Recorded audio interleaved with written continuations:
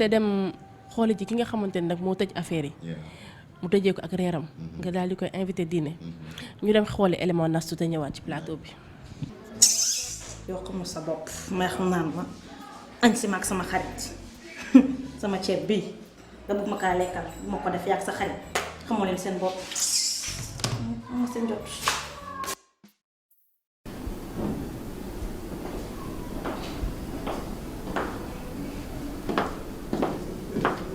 salaamaaleykum. waaleykum salaam. ça va ci loolu nag. maa ngi si jàmm.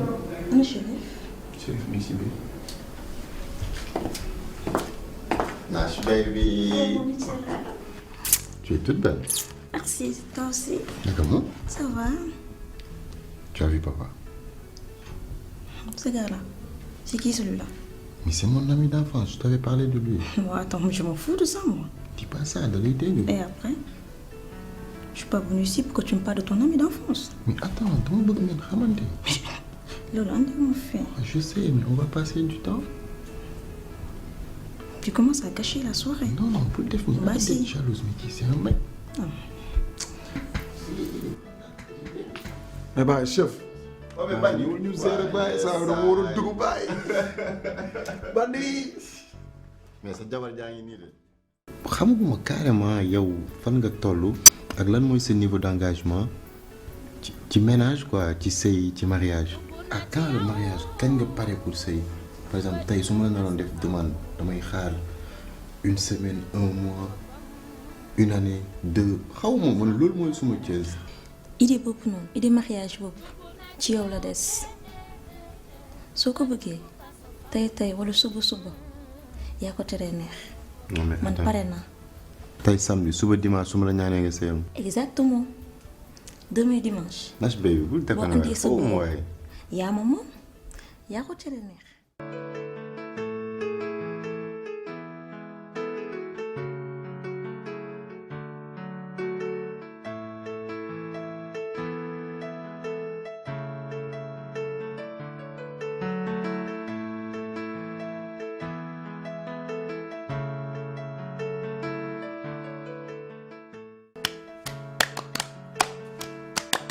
ah non saa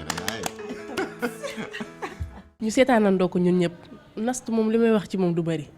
yaa ko tànn yaa ko gis donc dama lay bàyyi delloo la yow mi kàddu gi nga wax ñu ci moom. c'est une fille bien gis ngeen ko on a eu nos moments de bonheur et c'était vraiment magnifique à voir sauf que elle a massacré mon pote. moom dafa mel ni xaw ma da lay fiire xaw ma da laa bëgg bi ëpp man comprendre ma. oui c'est une femme possessive et je pense que ni wane na ko ba mu feeñ c'est-à-dire que ni duñ ko jàppee lu métti bien vrai que daf ci abusé de trop parce que tamit ami d'enfance sa jëkkër bu fekkee ni benn xarit la am mën nga bëgg jëkkër bëggaale ko comme ni ko olof di léebee kenn du bëgg ginaar bàyyi li ci des nen yeeg cuuj yi lépp ngay boole bëgg elle est tellement possessive que bëggul sax xajal xarit yi comprendre nga et je pense que ni peut-être voilà dina mën a justifier le pourquoi de ça et tout et loolu aussi baaxul quand même baaxul moo nekk faayam mais toujours comme je dis souvent lu ñu mën a dindi la encore une fois exactement. donc nañ jàpp ni tamit foofu tamit lu ñu mën a dindi la waaye tamit wan na la fa mbëggeel ndax wan na la boppam naturellement nu mu mel nëbbu la ni lii bëgg naa ko lii bëgguma ko wan na la tamit mbëggeel bu doy waar sax. mooy bëgg la bokk ak kenn. exactement da lay bëgg mais sauf que moi je dis que trop aimer c'est pas bon te loolu da koy dal et gis nga même su fekkee ni papa suma xarit la moom laa am tey jii nii wax naa ko benn moment yéen ñaar laa am su ngeen àndoon dina ma neex trop mais moom ba foofu accepté wul et puis mayu ko dara quoi surtout ci sama présence mais quand même c'est une femme amoureuse et puis voilà pare na pour sëy aussi loolu aussi lu ñu mën a dindi encore une fois. alors def nañ tour table bi wax nañ ci kenn ku nekk seetaan nañ tamit kenn ku nekk ni nga dundee woon ak Chérif benn question laa am boo paree ci ñëpp dañoo gis ni kenn ku nekk boo demee ci ñoom les mêmes questions mooy ñëw di ñëwaat di leen laaj les 5 questions lan moo tax les 5 questions. oui le pourquoi des 5 questions du metti pour me justifier ko parce que tey comme ni ko concept bi laajee tey jii man benn nit laa avec 9 charmantes demoiselles donc bëgguma woon ñu sentir ni kii dama ko poser question bi alors que posé wu ma ko keneen ñiy jàpp ne question bi moo gën a compliqué que pour keneen et pour éviter tout ça donc dama ci waxtaan ak samay kilifa ñu jox ma 5 questions yi bien vrai que bëggoon naa am yeneen questions yu ma posé mais ñoom ñoo ma conseillé pour me poser 5 questions yu noonu et boo xoolee li ma ci gën a neex mooy ñoom ñëpp pare nañ pour sëy et je pense que parmi les 5 boobu moo ci nekkoon question test bi est-ce que bëgg nga sëy tu l'as dit tantôt jigéen taaram mooy sëy xaarul dara lu dul sëy mu nekk jigéenu kër mu nekk femme d'entreprise ak lu mu mënti doon li muy xaar mooy am borom kër sëyal ko ah et ñoom ñëpp pratiquement bu question boobu ñëwee ñoom ñëpp dañ ko jàll loolu bu doon test bi je peux dire que ni ñoom ñëpp dañ ko réussir c'est-à-dire que bëgg nañ xëy na nag comme niñ koy waxee kii di choix di éliminer plusieurs pour tànn kenn waaw tànn kenn ne veut pas dire ñeneen ñi dañu bon parce que jigéen bu bon amul ah lu ci bon ba bon ci bon jar na ay milliards et des milliards donc voilà. dégg nañ la ci sa biir wax nga wax ba tudd parents yi kon nañ xam ni parents yi ñu ngi ci biir ñoom ñoo ñuy wan yoon bi parce que ñun ñëpp ay xale lañ ay ndaw lañ di def erreur di juum donc ñoom ñi nga xamante ne ñoo toogee na la di ñu seetaan ñoo ñu mën a wan yoon bi. ngeen xam ne tamit kenn ku nekk ci yéen buñ leen tànnee ba teg leen fii boobaa dinañu woo parents yi ñu taxaw ñu daal di takk sëy bi comme niñ leen ko waxee woon au début. et beneen affaire aussi foog ñu xam ne aussi ñoom ñëpp je pense que ni bul reetaan boo reetaanee damay reetaan et c'est normal ah ñoom ñëpp mat nañ pour sëy sauf que benn lañ war a jël donc. dina am ay qualité yoo xam ne dañ koy tànn dina am ay défauts yoo xam ne dañ koy jël après ñu analyser waat encore une fois mais que ñoom ñëpp c'est des femmes idéales pour moi. lenn la ñuy xaar mooy nga wax ñu nag fi ñu toll nii kan la ci sa xol tànn ndax affaire yi metti na ñoom ñëpp kenn ku nekk loolu ngay xaar. ku gis ñoom ni ñu lay xoolee xam ne bëgg nañ la. bëgg nañ la fonk nañ la waaw kenn ku nekk yaa ngi koy xoolee bëtu mbëggeel jigéen laa comme ñoom dama koy xam jigéen laa comme ñoom ku xool seen bët yi xam ni kenn ku nekk yaa ngi ñaan sa xel na doon man donc fi mu toll nii nag yaa mën a def sa choix nga wax ñu ci ñoom ñii kan nga jàpp ni tey boo sëyee ak moom di nga am li nga bëgg ci moom. bon comme ni ma la wax léegi nii ah. tànn bi du yomb déjà damay sànniwaat xeer sànq xale góor yi doon wax ni li may dund dafa yomb c'est vrai boo ko xoolee ci bët nii mën na paraître lu yomb mais j'espère que un jour ñoom aussi dinañ toog sama place pour mën a dund carrément lii nii choix la boo xam ne yombul parce que koo ci fëgg di nga fekk ci moom ay multitude de qualités mais surtout aussi di nga ci fekk quelques défauts yoo xam ne soit da nga koy muñ nga ànd ak moom soit mu leer la ni mënuloo ko corriger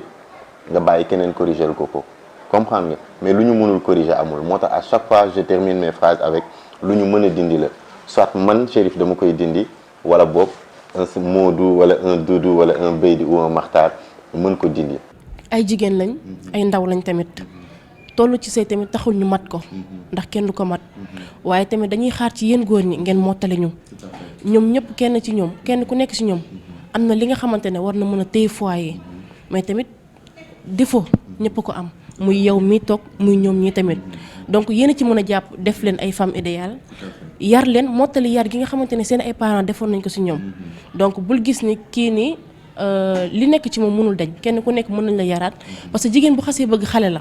yaa koy wax naan ko lii laa bëgg rek muy dox ci say waaw donc choix bi dañ la koy delloo.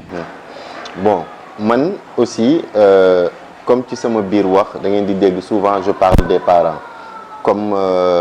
niñ ko xamee ñun ñëpp parents yi ci la ñu bokk et aussi public bi ci la bokk donc internautes yi bu baax a baax seen requêtes yi ñi ko war a jël ñu ngi koy jël seen message yi ñi ko war a jël ñu ngi koy jël genre ci lañ bokk quoi ci lañ bokk et aujourd'hui su ma nee la damay tànn kenn dina diis ce qu'on m'a conseillé de faire loolu laay appliqué parce que ci kilifteef laay dox c'est-à-dire donner une seconde chance. damay daal di def nii daal di la koy jox nga jottali ko sa femme idéale.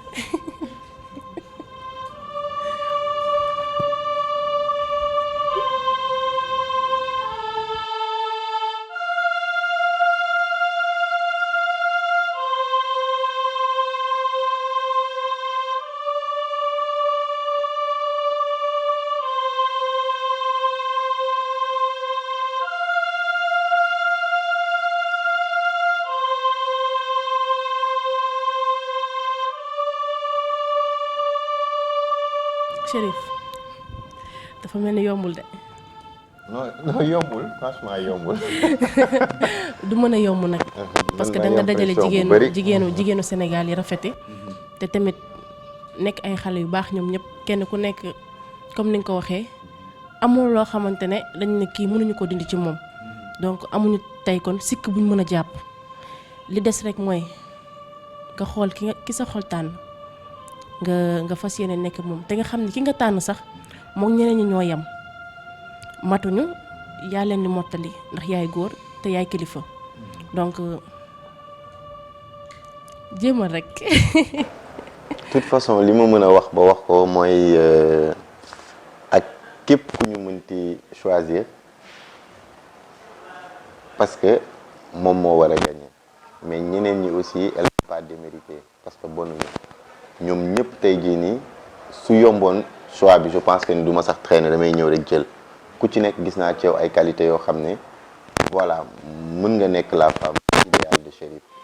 mais encore une fois rek ak quelle que soit la décision ñu xam ne li ñu war a mën a dindi noonu su ko Chérif dindiwul keneen dina ko dindi aussi et franchement sama sañoon aussi jox ku ñu nekk deuxième chance mu mën a rattrapé wu ñu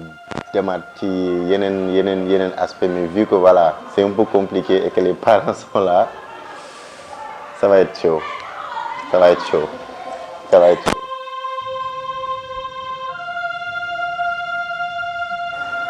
ça va être chaud. bu ñu xoolee sa réaction temps bi nga jël yëpp pour xalaat ci ce qui veut dire que kenn ku nekk ci ñoom am na lu mu lay dolli kenn ku nekk ci ñoom peut-être am na loo yëg ci ñoom donc bëgg nañ tamit bis booy jël sa choix mu nekk loo xamante ne dafa jóge ci yow mu nekk lu naturel kon nag duñ la forcer ne la tey force dafa sa choix te ndiru leneen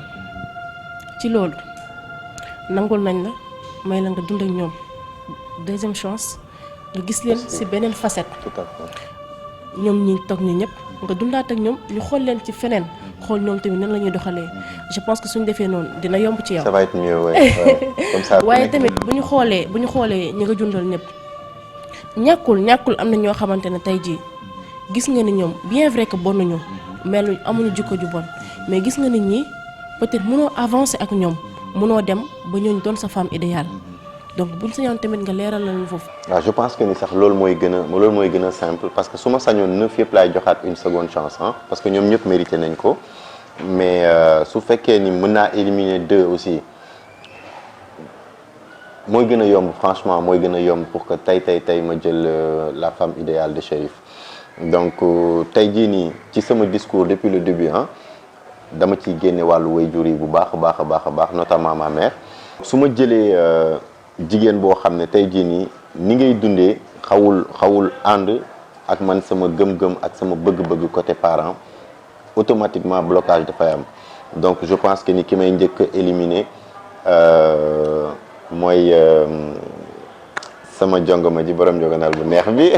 voilà franchement jigéen bu baax la c'est une femme formidable mais su waxee ni du dem sëyi sama kër yaay et que voilà accès gul mi ngi def blocage entre man ak sama famille et je suis très famille damay xam ne loolu dafay compliqué et aujourd'hui